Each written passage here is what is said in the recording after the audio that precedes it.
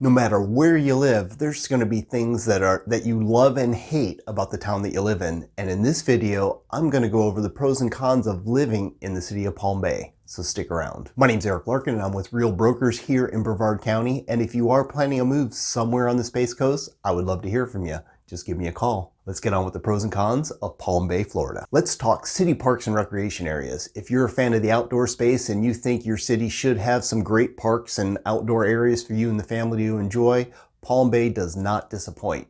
They have over 30 parks throughout the city that include things that you expect to see. Picnic tables, pavilions, playgrounds.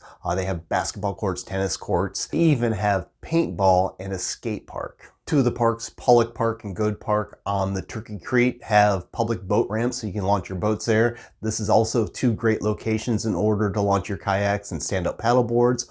Also, there's a third location for kayak launch, and that's in the Turkey Creek Sanctuary. And even though technically it is Melbourne, but on the very west side of Palm Bay is Three Forks Marsh, and that's a great place for you to launch airboats if that's your thing. Part of the city's parks and recreations is the Palm Bay Aquatic Center that's located at the East Florida State College campus in Southeast Palm Bay. Here you can pay $4 for a swimming session, or you can buy a bulk pass starting at $40 for that pass. Schools are important to you. The city of Palm Bay, they have 3 high schools. There is 1 middle school, 12 elementary schools, and 5 charter schools that cover grades from pre-K all the way up to 12th grade in high school. The ratings for these schools, according to School Digger, give them ratings that is a fair to good rating, and greatschools.com say that they're good to great in the city of Palm Bay. But of course, if you have kiddos, you need to look out for their best interests and do your own research. Those are the 2 sites I like to refer to. What's your favorite site to see how good the schools are in the area? I'd like to know in the comments. You gotta pay the tax man.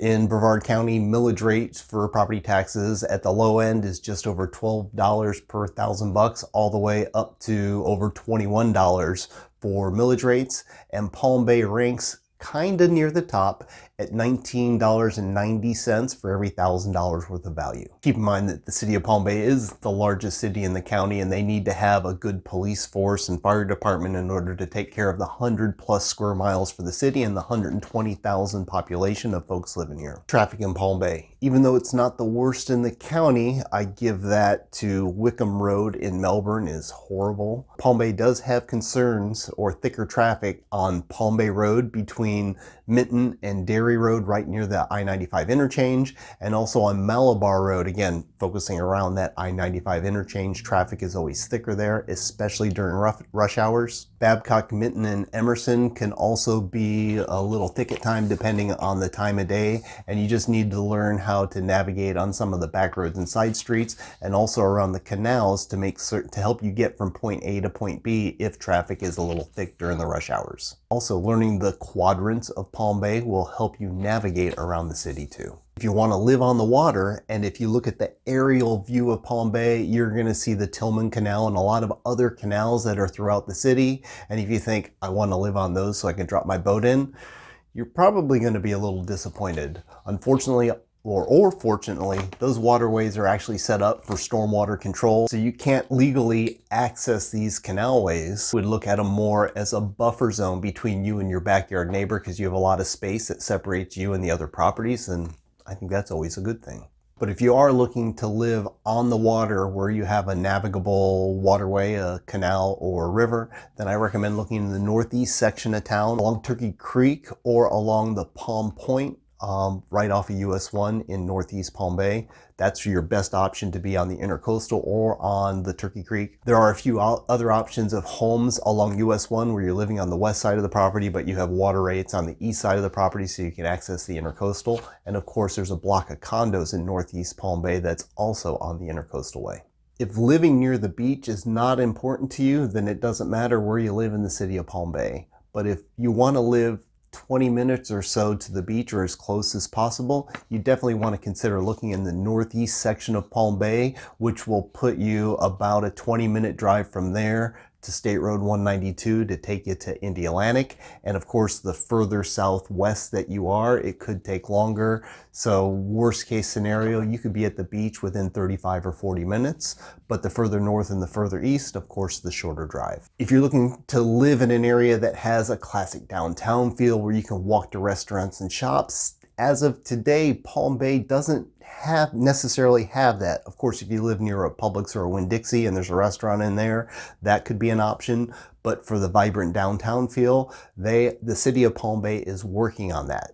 Near the Pelican Harbor Marina, they had recently sold that, and the developer that's coming in is going to be working on the 7 acres there to bring in restaurants and shops, office space, and some condo-like living right there on the Turkey Creek and the Intercoastal, so that's coming soon. The other option is coming at the south end of Palm Bay off exit 166 on 95, which is Emerald Lakes. They're in the process of getting permits approved and breaking ground soon for that development, and that'll be another vibrant area of Palm Bay to go and explore. Even though the city of Palm Bay offers a lot of job opportunities with restaurants, retail, trades, and the tech sector with Raytheon and L3Harris, which happens to be the largest employer inside the city of Palm Bay. According to Nancy Bunt from the city of Palm Bay, 70% of those living in Palm Bay actually travel outside of the city for their job. So to give you an idea of what your driving commute is, granted Palm Bay is huge, it's 100 square miles, so I'm using as a point of reference for all these examples near the middle of town where the four quadrants meet, which happens to be the Palm Bay Police Department. So if you're working at or near the Melbourne airport where like Embraer is and Lockheed Martin, Northrop Grumman, and all those tech type jobs are situated in that area, you're looking at a 20 to 25 minute commute. If your job is a little further north near the Vieira area, you're looking at a 30 to 35 minute drive.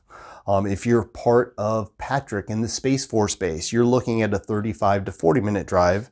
And if your job takes you to the Kennedy Space Center, expect about an hour drive from there. And of course, the longer distances, your drive will be quicker along the 95 than some of the other streets but you'll keep that in mind and Google Maps out the best route for you. That just gives you an idea of what kind of drive to expect when you're living here in Palm Bay. Are sidewalks important to you? Then if it's a yes, I would consider looking into one of the homeowners associations or some of the newer communities that are being built, because the infrastructure is putting sidewalks in there. But if you're in some of the side streets of the homes that were built in the early 2000s or earlier, a lot of times there's not sidewalks in those areas and you're walking along the roads. Of course, the major roadways, Emerson, Americana, and Malabar Palm Bay Road do have sidewalks along there, but inside some of the communities that have been there for a while. And something I didn't really take into consideration, but I got this comment recently on another YouTube video about Palm Bay. Apparently these same communities that do not have the sidewalks might not have street lights at night, so keep that in mind as well. I haven't been there at night to verify this, I'm just letting you know. If you have a comment about that, I would love to hear from you below. Let's talk housing options.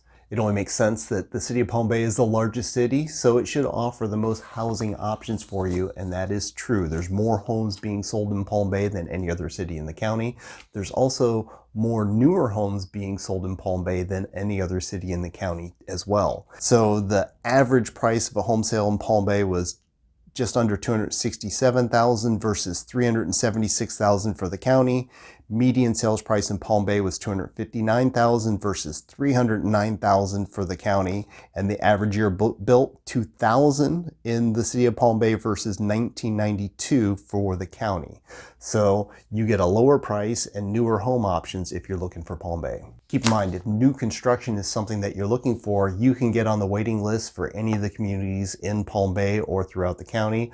But if you want to have immediate construction happening, there are several builders that are doing new construction today on one of the scattered lots, and that's your best bet or quickest way of getting into new construction is considering Palm Bay and that route. But if you know you're making a move to the city of Palm Bay and buying just isn't in the cards right now, here's what's happening with the rental market. Looking at single family rentals for all of last year, 2021, rent ranges were from $950 up to $3,500 per month, with the average rent of $1,692, median rent of $1,630 per month, with the average size home of 1,583 square feet. And looking to what's available to rent today. That was the history. This is what's available to rent right now. There are 25 homes for rent ranging from $1,700 to $3,500 a month. Let's talk utilities in the city of Palm Bay. If having city water and city sewer is important to you, you need to pay attention on where you're buying at.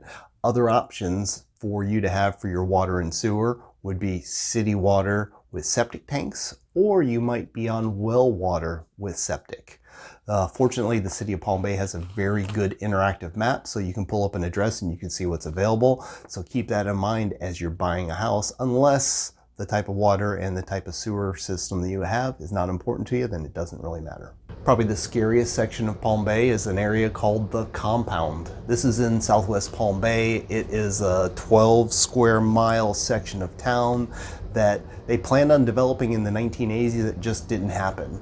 They did plot out the land. They did pave 200 miles of roadways. They just never brought in further infrastructure to bring in the utilities and to start building on there. So it's like a ghost town with no structures. It's kind of creepy actually going out there.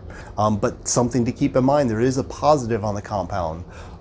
These lots are, the city owns 235 of the lots. There are other private individuals that own the rest of the properties that are out there. And if you look at the map where the St. John's Heritage Parkway could be connecting from the northwest side to exit 166, it's going to come really close to this particular area of town. So there could be future development there in the next 5 to 10 years, which I think is a good thing for the city of Palm Bay. So that wraps up the pros and cons that I see about living in Palm Bay. I would love to hear what you think about living in the city of Palm Bay in the comments below. Please let me know. And if you are planning a move either into Palm Bay or somewhere on the Space Coast, I would love to hear from you. You can call me, you can text me, you can comment below. If you're on any of these social media platforms, you can find me there and send me a DM. However you like to communicate, I am great with. And if you stuck around this long, you probably like what you're hearing. If you haven't done so already, you should consider hitting that subscribe button. I'm also going to be queuing up 2 more videos for you to watch next. My name is Eric Larkin with Real Brokers. I appreciate you tuning in, and I'll see you on the next show.